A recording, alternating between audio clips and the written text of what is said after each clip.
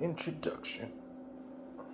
Sorcerers and specters. Some people might find the maelstrom of evil that surrounds us as too grave a matter to discuss in a satirical way. I offer this explanation for the jocose seriousness I occasionally employ. In a wake, truths are sometimes revealed in jest, and the melancholy of loss is overcome by drinking, feasting, and dancing around the corpse from whom all individuality has fled. The American establishment behaves like a possessed corpse, and thus my need to carry on its wake. The United States government is monotonously proclaimed to be of, by, and for the people, but the administrations of our day, whether Republican or Democrat, are really quite dead. A police state specter has taken possession of the body politic, and this zombie like cadaver goes far beyond the cliches of science fiction films and the anti communist blather that sustained us through the Cold War.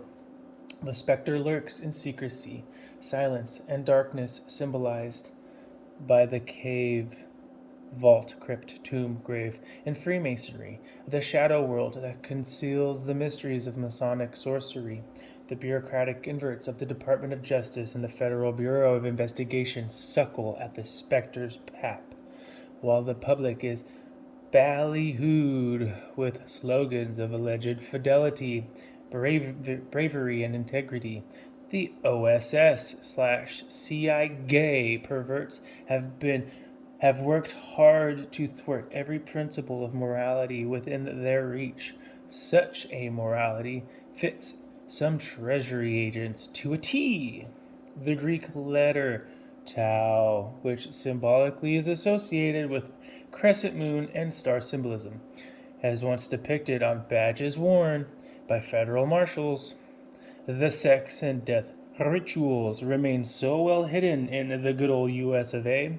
The police state specter started out with a little sudsing of dirty political laundry and just a bit of brainwashing here and there. Then the specter went into the possession of business full time, and via mind control the possessed became owned, body and mind. A hideous mystery of lust is part of the game, and some unfortunates are based in orgiastic witchcraft rites, where, in a condition resembling that of erotic robots, they perform willless sex acts, cloaked sex and death rituals. Conforming to age-old sex magic creeds have been given the added touch of American ingenuity. They've been organized by mad doctors who practice scientific sorcery as police specter helpers. In some rites, victims are dosed with so-called abulic drugs and are sexually stimulated by way of biotelemetry implants. See Chapter 27, Mind Molestation. Like Love Potion number 9 of the old rock and roll song, the victims dosed with abulic drugs are every bit as effective as Circean potions were to ancient Greeks. Circe means church. Such toloche-mimetic concoctions have been used by sorcerers for ages. Mystical sex circuses with powerless victims are typical of witchcraft sex magic orgies that have always been performed in call to chaos rites. People of all races are used in sexathons that aim at nothing more than racial blood mixing. The cry of voodoo witches at these assemblies has always been, "Mislay, mislay, mislay, mix, mix, mix." The United States, long hailed as the melting pot, now emerges as a witch's cauldron in the sooty murk of these terminal times. The witchcraft of public policy is practiced for the purpose of influencing human destiny, and sex and death rituals as part of the Gautu cult that has employed occult sciences for ages. The plan is to bring all people together and make all as one, with the exception of the chosen elite, of course. According to said master plan, the mythology of Revelations will be followed like tinker toy instructions. A time of tribulation will come first, after which survivors will be made one via a post-tribulation rapture, spawned by the technical sorcery of having their brain pleasure centers titillated magnetically so that all will come together. Those who are thus and epiphanized will become nothing more than humanoid servo mechanisms. The computerized possession process is so far in its process that I am going to imagine that more traditional spirits, such as fiends, devils, daemons, and Dybbuk are enraged at the concession being monopolized by the police state crowd. As you may or may not have heard, supernatural spirits of possession relish soul food, and we ain't talking about soul belly or collards, but more like fillet of soul, deep fried in the fires of hell, of Cohens and coffins. As I have alluded, the Jocko serious humor in this study is far more purposeful than might at first be thought.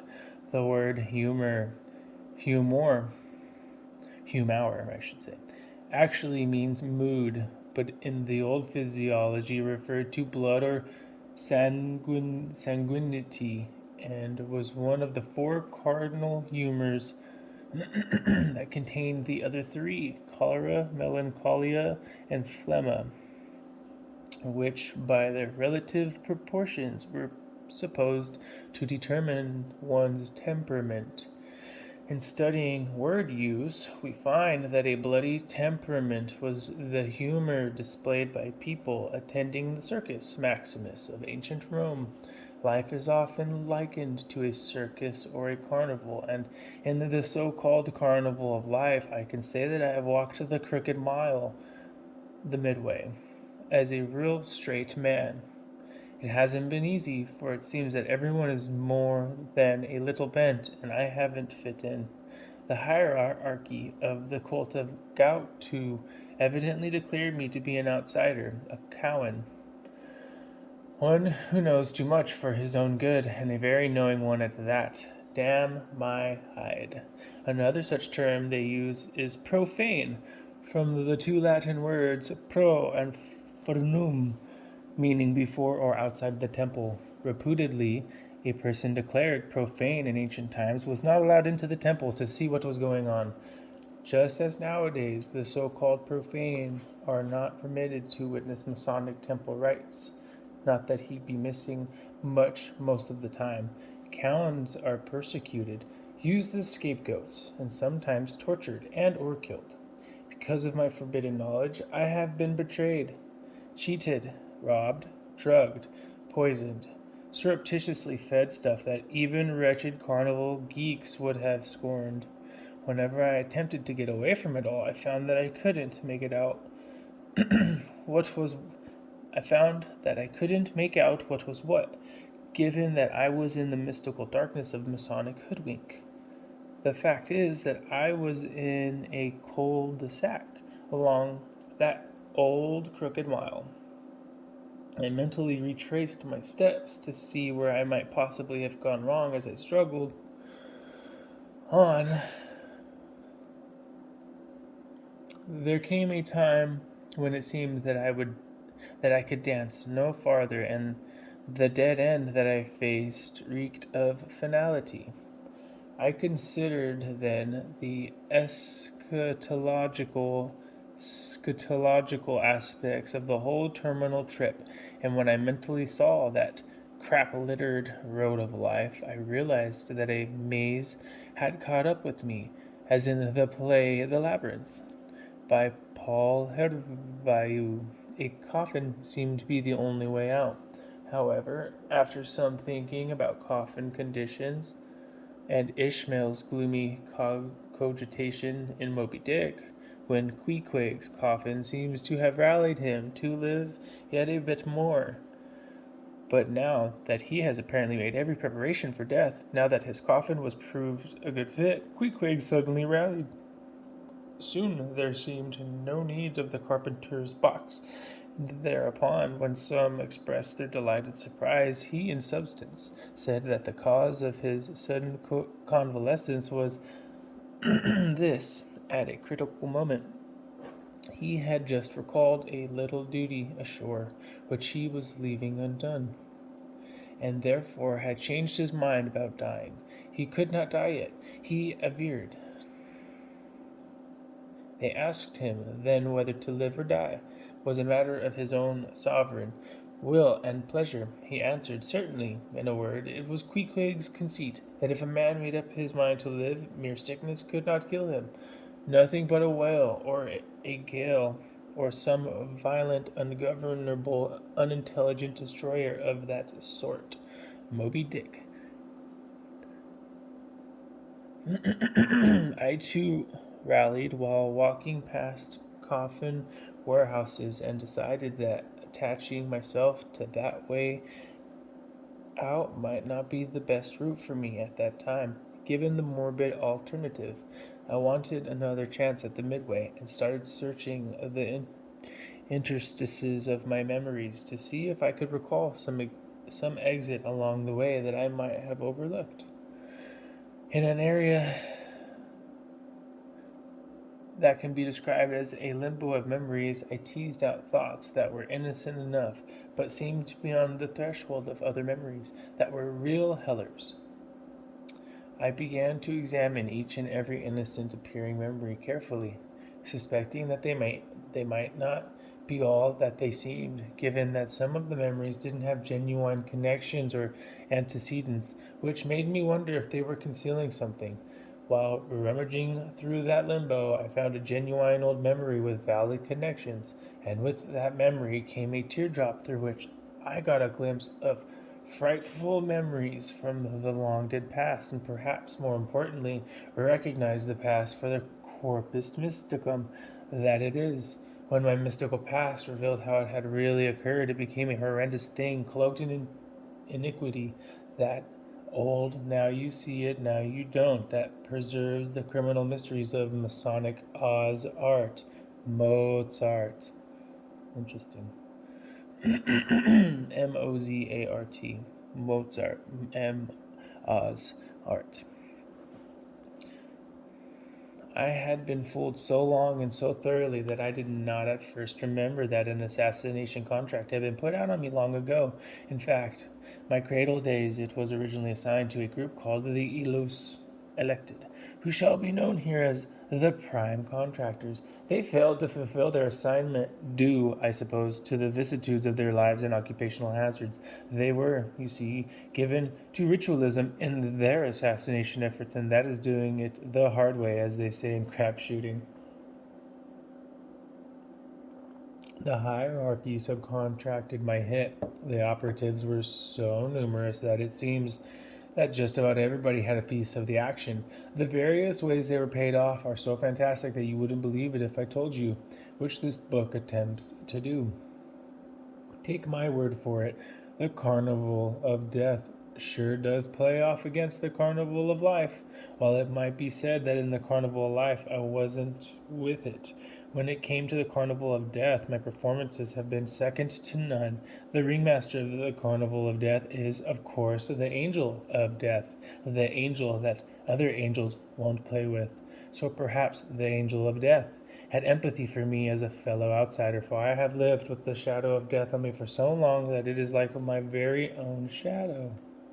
Me and my shadow, strolling down the avenue, me and my shadow. Not a soul to tell our troubles to. And when it's 12 o'clock, we climb the stair. We never knock, for nobody's there, and all alone, feeling blue. Me and my shadow. By Billy Rose, Al Jolson, and Dave Trier, 1927. Of sheep and goats. In ancient times, a rabbi would perform the mumbo jumbo called the expiatory rites and transfer Hebrew misdeeds to a goat. After being abused as a wicked thing, the scapegoat was then rolled down a mountain to its death. If the unfortunate animal survived, it was allowed to wander away, if it was still able to do so. This Caper emissary goat of misdeeds and evils became identified with the so-called demon of the dry places, also known as Azazel, by William Tyndale, 1492 to 1536, English translator of the Bible and Aes Hebræus. While ritual trafficking with such sacrificial animals is very ancient, human beings also were used as assignees of sin, human scapegoats. G. K. Pharmakos are known to have suffered greatly in expiatory rites that range from physical and mental abuse to death by drowning, crucifixion, and other priestly procedures. Wayward souls, too, the black sheep of fine families, are often drafted to play the role of escaped person. Here's a story about such a black sheep. Once upon a time, a little boy was thrown to a pack of wolves when he was just his mother's little lamb. And when this swarthy sheep was promoted to scapegoat and rolled time and again to his near death, he gored some of the rollers when they were least expecting it. What's more, instead of wandering off, he stuck around to fight it out. It is an axiom in magic that occult knowledge is achieved from suffering. Thus, it follows that a human scapegoat who somehow manages to survive the cruelty inflicted upon him would have occult knowledge at the very least. A surviving scapegoat should know a thing or two about his tormentors. I have undergone years of ritualistic oppression, and while I don't claim to have gained supreme occult knowledge from the long ordeal, I sure as hell know about sorcerers in high places, as well as their overall great deception that varies socio-economic and political structures change. The sorcery of computerized mind control. The latest, greatest evil is a science rooted in the occult and developed by way of electrophysiology, cybernetics, biotelemetry, radiotelemetry, etc., into a monstrosity of computerized mind control. The esoteric origins of these seemingly neutral technologies can be seen in specialized Masonic lore, such as the various lodge scams of Cagliostro, Egyptian masonry, mesmeric masonry, universal harmony, and earlier in Gnosticism, Jewish Kabbalism, and particularly alchemy, all of which are somewhat similar to the degree that they treat a force or energy that might be described as resembling electromagnetism. Radiotelemetry is the science of automatic measurement and transmission of data by radio from remote sources. Its primary use is for surveillance, remote monitoring in a variety of forms, some seemingly benign, all devious. Tracking was first done by monitoring on the body transmitters with a directional antenna. Next, a method of location was developed similar to LORAN, long-range navigation, which determined the positions of ships by the use of intersecting electronic signals. I should call attention to the fact that in LORAN, a technical problem arose by which slave station and master station transmissions became reversed. That is, the slave would occasionally get into the position of the master station. I call this the Spartacus effect. Medical telemetries such as radiocardiography and radioencephalography sound humane enough, but are they? Biotelemetric experiments start with pasting electrodes to animal or human bodies, then move on to implantation of electrodes, such as the primitive one that was embedded in me. It has long been known that pain or pleasure can be produced through electrical stimulation of the nervous system. Eventually, it was realized that the same thing could be done by implanting a radiotelemetry-controlled device to produce electrical stimuli capable of causing not only pain or pleasure, but even death. Today, magnetic resonance imaging (MRI) has made it possible to take a fingerprint of your brain, which means that remote monitoring might not even require implants anymore. Indeed, biotelemetry has always been about monitoring not just the vital signs of wretched animal and human guinea pigs, but what they are seeing, feeling, and thinking as well. When radiotelemetry and biotelemetry began to look like a go, the creeps at the Loran Center had the brainstorm of subjugating with their cybernetic hardware. As hideous as their scheme seemed, it was at first limited to the pain pleasure gambit plus surveillance, and the absolute horror that has now materialized was not earlier within their grasp. In order for that to develop, it was necessary to discover the nature of the radiant mind power that coexists with the electrical functions of brain and body, and the means for transmitting and receiving that energy. Mind control finally became an actuality where human servo mechanisms served under remote control. The insiders knew, of course, that such a slave master relationship would at long last put into the hands of a dominant superclass the means of absolute control over manpower, wealth, and natural resources of the entire world, as set forth in the master plan.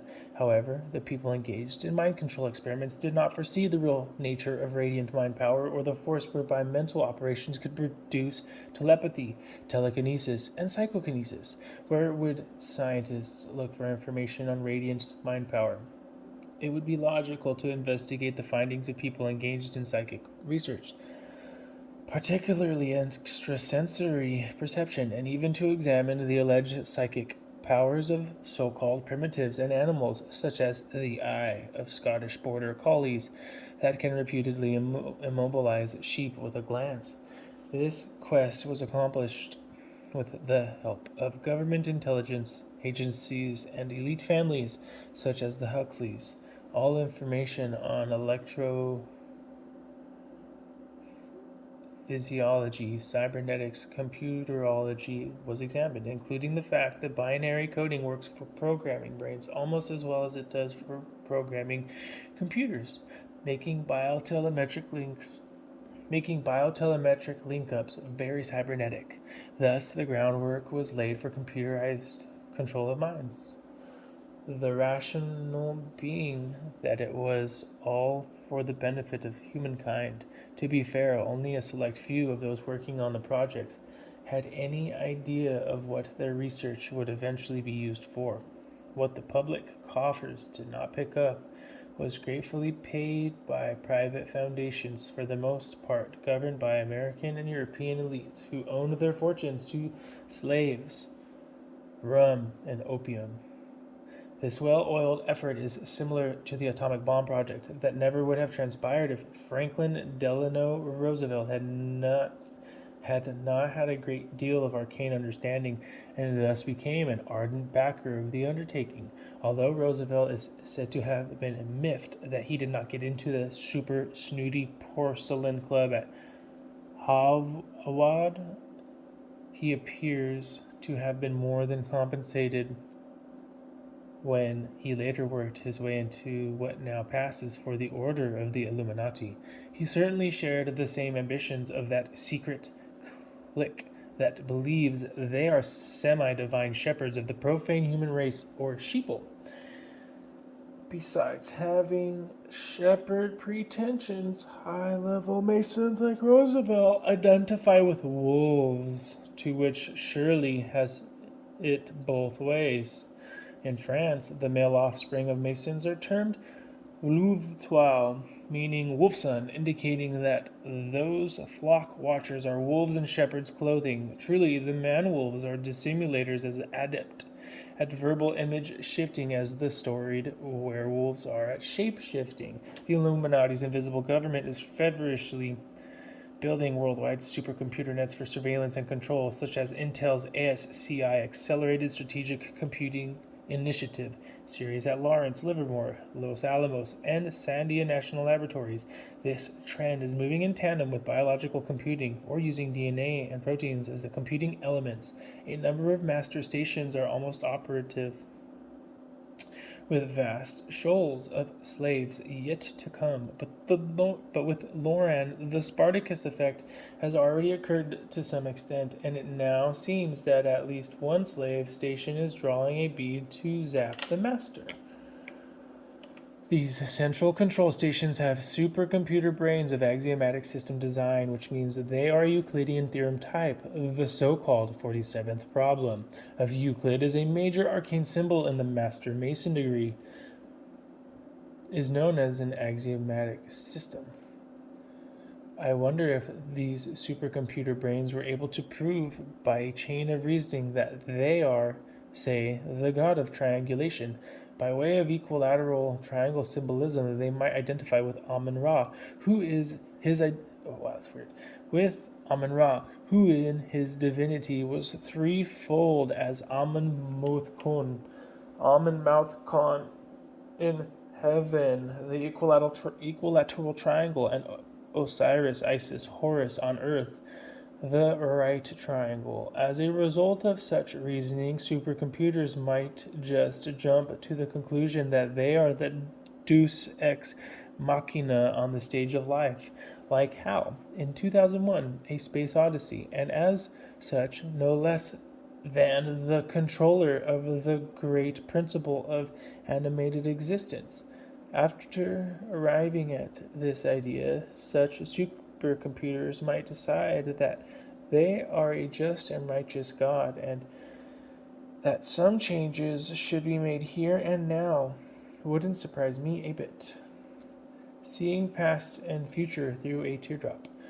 Once upon a time, priests used drops of wine or ink to serve as mirrors into the past so that they could make prophecies to their devotees, which no doubt paid off in the collection plate.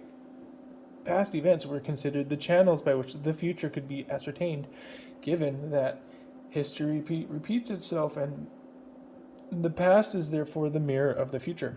Such truisms suggest that past and future have a Spiegelschrift mirror writing relationship with only a time differentiation, and that the present mirrors this reciprocity. This is the Egyptian double house of life belief that by reflecting upon the past, one endeavors to gaze into the future and discover what is going on then and there. While such a possibility must be considered, it would be good to remember that my glimpses of the past came through a teardrop and not wine or ink, despite the efforts of evil people to expunge my memory. Old recollections were able to persist because the guardian of my memories was on the job. Memories often associate with emotions, humors, and therefore arrive in the present with mixed feelings. Mine associate with humor mixed with a little sadness. Since so many of my memories are of horrendous events, the humor associated with them may seem macabre. There were incidents I could not remember after recognizing gaps, lacunae, among my memories, like cul-de-sacs in a maze that prevented me from following through their intricacies properly. Some memories seemed dreamlike, and others like distant nightmares, and many are elusive of clear recall that it was difficult to decide if they were merely figments of imagination. On the surface, my inability to recall certain things might not seem unusual, but some memories were truly frightful, and so it seemed odd that I could not recall them in their entirety. I knew that localized lacunar amnesia can be caused by injury, disease, drugs, systematic brainwashing, and old age, but many memories began to surface when I was young. I mentioned my elusive memories to a friend and was advised not to look backward but to live for today while trusting in the future that was in the hands of God. While I said that if the future is in God's hands, then no doubt the past is too, and God shouldn't mind my special way of remembering his handiwork, so I kept struggling to look back. Suddenly I remembered receiving a government check for $1 million, but could not for the life of me reconstruct why I had gotten it or what I had done with it. The recollection of such strange largesse from the United States Treasury Department then triggered recall of other lesser sums of money and valuable possessions I once had, but as to what happened to them, zip. I did know that I had lived hand to mouth for many years, so to remember that such a great deal of Mazuma had been mine was hard to believe or take. But while those losses bothered me, they didn't depress me as much as memory losses. My forgetfulness seemed more mysterious than Judge Joseph Force Crater's disappearance on August 6, 1930, which has been attributed to everything from abduction to time anomalies. I remembered receiving the government check under a cloak of security. Upon mentally trolling back, I recollected buying a second but nifty Bugatti and parking it on a Washington, D.C. street before starting to walk somewhere. I remembered being in the Walter Reed Army Hospital and wondering why I was there, given that I wasn't eligible for treatment in a government hospital. It was then that I thought of hypnotism historically associated with Franz Anton Mesmer, specifically the mesmeric masonry he founded. Mesmeric masonry in turn interfaced with magnetic masonry, universal harmony, and the Egyptian masonry surveyed by Giuseppe Cagliostro Balsamo in his notorious Rite of Memphis Mizraim. All this had to do with beast power or animal magnetism, as well as bioelectrical radiant energy and other aspects of the occult psychic plague unleashed by these awful mind manipulators. Masonic sorcery has been termed Solomonian science, Mosaic science, occult masonry, theurgic masonry, Rite of Memphis, Egyptian masonry, masonry of Cagliostro, mesmeric masonry, aka universal harmony, magnetic masonry, etc. The practitioners of such sorcery, besides performing mystical rites and rituals, supposedly have knowledge of and use the great force known to ancient people, called animal magnetism, bioelectrical radiant energy, by Franz Anton Mesmer, 1733 1815. Part of the story of Freemasonry's descent into sex magic and witchcraft lies somewhere between the Mizraim rite that swept Italy and France in 1805 and 1814 respectively, and the Memphis rite that took hold in the United States in 1862. On June 4th, 1872, John Yarker, 1833-1913, bought permission to take the Memphis rite to England. He then merged the Mizraim and Memphis rites into the ancient and primitive rites of Memphis and Mizraim, MM. On September 24th, 1902, Theodore Roos, 1855-1923, then purchased permission from Yarker to install ancient and accepted Scottish Rite, AASR 33 degrees, and irregular rites 90 and 97 degrees in Germany. Through Rus, Memphis Mizraim became the mother order of the Ordo Templi Orientis, OTO, a mix of craft masonry, AASR, and the sexual mysticism of Tantra. After Rus's death, Aleister Crowley took the OTO and mystic masonry further into the precincts of sex magic and satanic witchcraft. When I thought back upon the style of early hypnotism called mesmerism, I remembered something about the political intrigue with which Masonry has long been involved. I thought of which Cagliostro and how he and Mesmer were butt buddies, as well as a probable agent of the Knights Templar. I recalled that Jean-Jacques Rousseau had sponsored a French Masonic lodge that became a center of the psychic and political contagion that eventually was communicated through the world via Marxist-Leninist terrorism.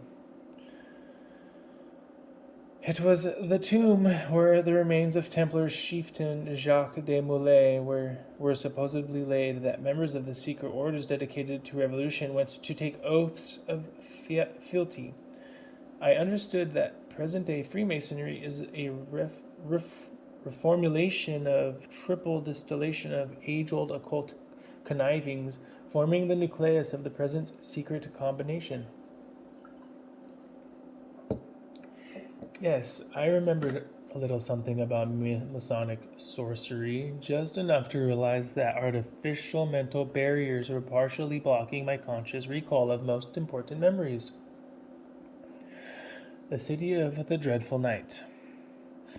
It occurred to me that if I could start bringing back incidents from childhood and onward,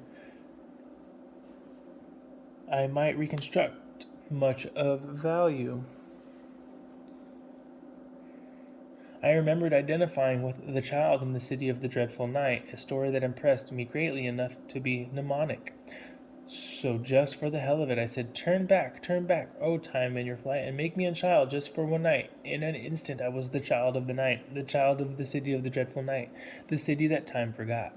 My city is the place of the great pastoral queen, who supposedly reigned long before Tower of Babel, during an epoch of great tribulation, upheaval, and turmoil, when life on earth was about to end or at least be seriously diminished. Perhaps a hole had appeared in the ionosphere, leaving the earth unprotected from severe solar scorching, because there was a tremendous drought that caused people and animals to thirst and starve. So the subjects of the great pastoral queen undertook a migration in search of water and forage for their animals. The queen herself led the migration with the companionship and help of a little boy who formerly had lived with wolves, whose confidence she had won through her loving friendliness. The people and their grazing animals suffered greatly on the migration, and most died. Finally, the ordeal became too much for them, and they could go no further. Darkness fell on the world. No moon or stars were to be seen, and with the darkness came bitter cold. The people clung to each other for the warmth and companionship out of a fear that terrified their very being. The dreadful night seemed interminable, but after a long while, light gradually returned, and the survivors found water and grass. They were given to a type of belief now called Sabaeanism, which used different designations for the zodiac signs than we. Their holocaust began and ended with the opposition period of a pattern of stars called the Ram of Night and another called the Great Wolf. In a very short time after the dreadful night, their descendants built a mighty city on the spot where their ancestors had survived the cold darkness, and called it the City of Dreadful Night. And the little boy who had lived with wolves was called the Child of the Night, and symbolically linked with the Ram of Night. Corpus mysticum of the past. Day after day, week after week, month after month, year after year, I laboriously exhumed and dredged up memories, almost like an archaeologist on a dig, and in so doing began to piece together a strange continuity. As the larceny in my memory disappeared, I was able to survey previously forgotten places, people, and things, and perceive their interrelatedness. The past took on a meaning it had not held before. I began to understand the causations of a series of ghastly mystical incidents in my life, and I realized that nothing was what it previously had seemed to be. I persisted in my retrospection so diligently that it felt as if I was reliving the past. So, in a sense, the past juxtaposed with the present. After recognizing the past for the unfortunate assemblage that it was, I continued to scan its terrifying mystical body, and in time began to appreciate the humor in it. That I have been able to survive against all odds is the best and biggest macabre joke imaginable. My recollections indicated that these ritualized attacks always took an unexpected, unplanned, circuitous turn, and that something unforeseen by those in control derailed their malevolent hocus pocus. I could only hope this would happen to their greater project to corrupt and enslave the entire world. I realized that if the corpus mysticum of my past could be resurrected and seen for what it was, it might prod those who comprehend its meaning into realizing that the worldwide mind control net pretends. I have attempted to present my recollections in a straightforward way. However, they occurred many years ago, and no person's memory is absolutely accurate in such things. I take full responsibility for the situational ethics that facilitated my survival, which, after all, depended upon my shadow.